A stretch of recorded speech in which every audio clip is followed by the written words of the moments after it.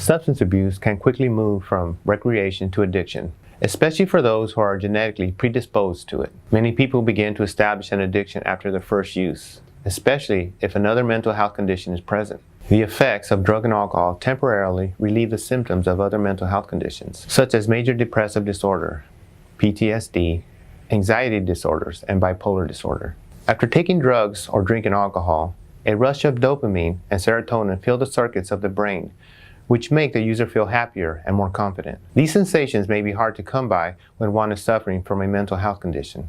Instead, he or she lives in a perpetual state of psychological darkness that includes stress, restlessness, insomnia, depression, or another of the many symptoms caused by mental illness. The temporary relief brought on by the effects of illicit substances creates a consistent craving for this reprieve, making them a dangerous temptation. Once an addiction has settled in, it can be overcome through a variety of therapies that can center around reversing the damage done to the structure of an addicted brain. These therapies can include individual therapy, group therapy, family therapy, dialectical behavioral therapy, and many more. Dialectical behavioral therapy is perhaps one of the most effective components of addiction treatment for multiple co-occurring disorders. During these therapy sessions, the addiction specialist determines the severity of the patient's condition and then helps him or her set goals for these sessions. Each person is encouraged to work at his or her own pace to advance through 4 stages of treatment. The first of these treatment stages addresses one's physical safety. Symptoms such as suicidal tendencies, cutting, or otherwise harming him or herself or others are addressed immediately. When these symptoms are present, other therapy efforts are fruitless, as the patient often sabotages them by not engaging in the session.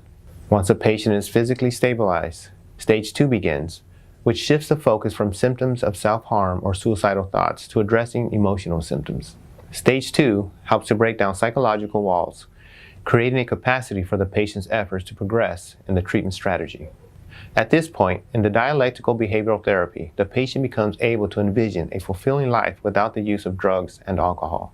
Progress allows the patient to feel a wide array of emotions from joy to anger, which motivates him or her to continue earnest efforts during therapy sessions. As mental and physical health begins to improve, Stage 3 moves the treatment's focus to building a life that she or he is happy to live. Throughout these therapy sessions, the patient learns how to find self-respect, to set goals, strengthen social skills, and find joy and peace in daily life.